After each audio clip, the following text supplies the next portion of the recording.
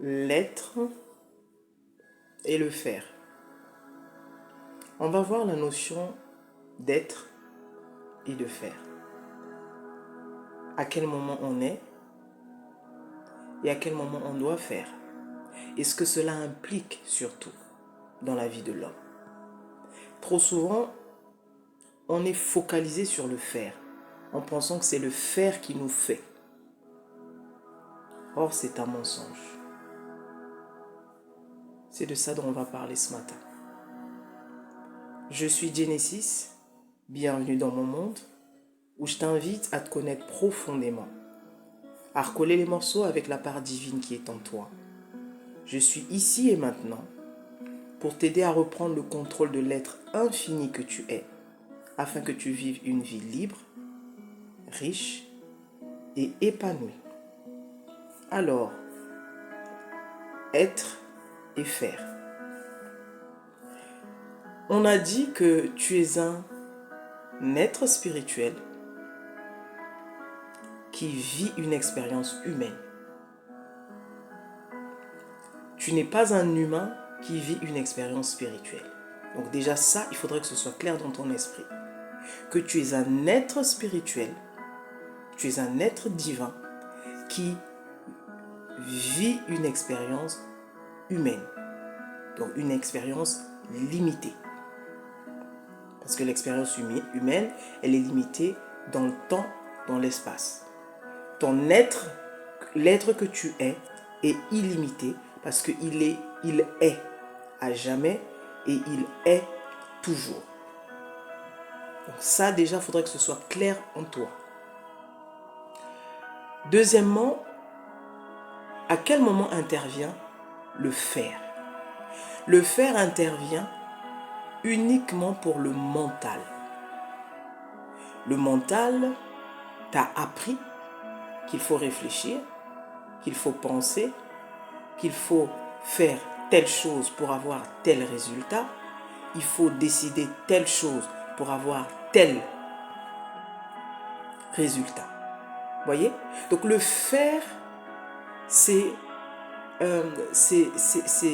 relève du mental, le faire. Tu ne fais pas avec l'être. En réalité, tu as une seule réelle chose à faire. C'est être. Mais être de façon consciente. Parce que oui, tout le monde est. Si tu es un être spirituel et que tu vis une expérience physique, terrestre, humaine, c'est que tu es. Mais on parle ici d'améliorer sa vie. On parle ici de se bonifier. On parle ici de se parfaire, de devenir quelqu'un de meilleur. D'avoir une vie plus équilibrée, une vie qui te ressemble, une vie que tu aimes. C'est de ça dont je parle ici, sur ma chaîne. Je ne parle que de ça. Parce que tout le monde est. Maintenant, on parle ici des personnes qui veulent changer leur quotidien, qui veulent changer leur vie. Donc tu prends conscience de qui tu es. Tu prends conscience de l'être que tu es. Et le faire ne fait que suivre en fait. C'est pas le contraire. Or, l'homme s'est fourvoyé. L'homme a pensé, l'homme pense que c'est ce qu'il fait qui lui donne la valeur qu'il est. Que c'est ce qu'il connaît qui fait de lui l'être spirituel qu'il est. Donc c'est pour ça que vous allez voir des hommes, des personnes qui vont boire la connaissance, manger la connaissance. C'est une façon de parler. C'est-à-dire que pour eux, c'est la recherche, c'est essayer de comprendre. Ce n'est pas interdire, bien entendu. Si ça existe, ça doit servir à quelque chose. Mais que ce ne soit pas la fondation de qui tu es ou sur quoi tu bases ta conscience. C'est pas ça que tu es. Peu importe les savoirs que tu vas accumuler, peu importe les expériences que tu vas vivre, peu importe ce que tu vas accomplir, ça n'est jamais ce que tu fais qui va dicter qui tu es. C'est dans l'autre sens. c'est d'abord être et ensuite le faire suit l'être que tu es. Tu sais que tu es un être divin. Naturellement, tout ce que tu vas faire va se rapporter à cette essence.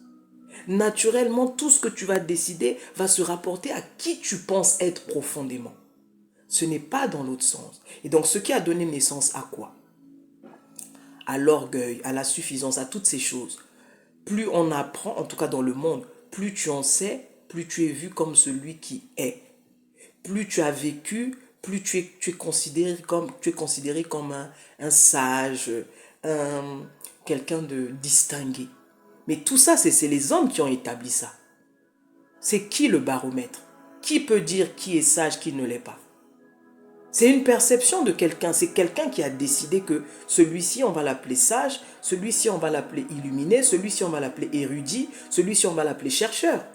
Mais c'est qui le baromètre de tout ça? Vous voyez? Donc, tu crées ton monde. Tu crées ton monde. Dieu t'a créé toi. Et toi seul. Il ne t'a pas créé avec les enfants que tu es venu mettre au monde ici. Il ne t'a pas créé avec le père qui t'a mis au monde. Il ne t'a pas créé avec le mari que tu as rencontré sur terre. Il ne t'a pas créé avec la femme que tu as rencontrée. Il t'a créé toi. Et toi seul, tu as une mission. Tu as des choses à faire. Tu as des choses à donner. Tu as des choses à transmettre. Si tu n'arrives pas à le faire, si tu ne sais pas, c'est parce que tu n'as pas encore pris conscience de qui tu es. C'est parce que tu n'as pas encore su réellement, tu n'as pas encore cru réellement que tu es bien plus que tout ce que tu as lu, que tu es bien plus que tout ce que tu as expérimenté. Et on s'est fourvoyé autour de cette idée que plus tu fais, plus tu possèdes, plus tu as. Mais combien sont ceux qui sont sur le banc de touche, qui font et qui font et qui font et qui n'obtiennent jamais ce qu'ils attendent et qui n'obtiennent jamais ce qu'ils voudraient voir autour d'eux ou dans leur vie? Combien sont ceux-là qui vivent qui sont dans cette situation? C'est quasiment la planète entière. Si tu poses la question au monde de savoir est-ce que tu aimes la vie que tu vis, est-ce que tu aimes ta vie, est-ce que tu aimes ta famille, les 3/4 te diront non. Parce qu'ils ne savent pas qui ils sont. Parce qu'ils pensent que c'est dans le faire qu'ils vont changer les choses. Que c'est dans le faire que les choses se transforment. Ce n'est pas vrai. C'est un mensonge du mental. Tu es d'abord. Tout commence par toi. Tout commence par la conscience de qui tu es. Tout commence par la conscience de ce que tu sais que tu es. Et ça ne s'apprend dans aucun livre. Les livres, oui, effectivement, peuvent t'éclairer, peuvent t'aider un petit peu. Mais tu dois prendre conscience de cet être que tu es. Tu es venu juste incarner le petit personnage, le petit rôle que tu joues sur la terre. Mais tu n'es pas ce petit personnage. Peu importe ce que ce personnage peut faire, tu es bien plus que ça. Je veux que tu prennes conscience de cette réalité, parce que c'est une réalité. Je veux que tu prennes conscience de cette vérité, parce que c'est la seule et unique vérité. Tu es. Tu as pris le faire parce que tu es dans le monde où tout n'existe que par le faire. Parce que c'est un monde mental. C'est un monde qui ne vit que avec la peur. C'est un monde qui a été créé par la peur. Et donc, pour se sécuriser, pour se sentir en sécurité, pour se sentir à l'abri, qu'est-ce que le mental fait? Tu dois faire, tu ne dois pas faire. Fais attention, ne fais pas. Fais ci, ne fais pas ça. Il n'y a que le faire dans le monde. Il n'y a que le faire. Mais le faire n'a pas de puissance. Le faire ne dure pas dans le temps si la base n'est pas l'être. C'est ça que je veux que tu gardes. En fait, le faire, oui, tu vas faire. Parce que tu vis dans un monde où il faut faire. Mais tout ce que tu fais, c'est basé sur quoi? Ta petite intelligence? Sur le bouquin que tu as lu de Einstein? Sur le bouquin que tu as lu de Genesis? Sur le bouquin que tu as lu de qui? De quoi?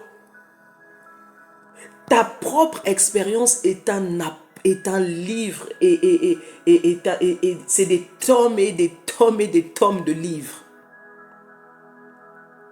Rien que ton expérience. Mais tu préfères aller écouter ce que les autres ont fait, ce que les autres ont dit. Qu'en est-il de ta propre expérience? Quelles sont les leçons que tu as tirées de ta propre expérience? Qu'est-ce que ton expérience t'a appris? Tu as appris quoi de tout ce que tu as vécu jusqu'à maintenant? L'être, c'est ce que tu es. Le faire n'est pas toi. Le faire est une conséquence. Le faire doit être une conséquence et pas le contraire. Tu commences par savoir qui tu es, comprendre qui tu es, reconnaître qui tu es. Ensuite, le faire va suivre. Et parce que le faire sait que ma source, c'est l'être, le faire sera à l'image de l'être que tu reconnais que tu es. Comprends cela, mon ami. Comprends cela, ça va changer ta vie. Ne perds pas ton temps dans le faire. Il y en a plein qui ont fait et qui feront encore, qui n'arriveront jamais à leurs objectifs. Parce qu'ils ont simplement cru que c'est parce qu'ils font que leur valeur en découle. C'est parce qu'ils font, c'est parce qu'ils ont décidé qu'ils seront bien vus de la société, qu'ils seront applaudis, acclamés. Ce n'est pas ça la vérité de qui tu es. La vérité de qui tu es, c'est que tu es un être puissant, tu es un être spirituel qui vit une expérience humaine. Donc tu es un être humain. Et mais tu n'es pas un humain qui vit une expérience spirituelle. C'est le contraire. Prends conscience de cela. J'espère que ça va t'aider. Bonne journée à toi. Genesis.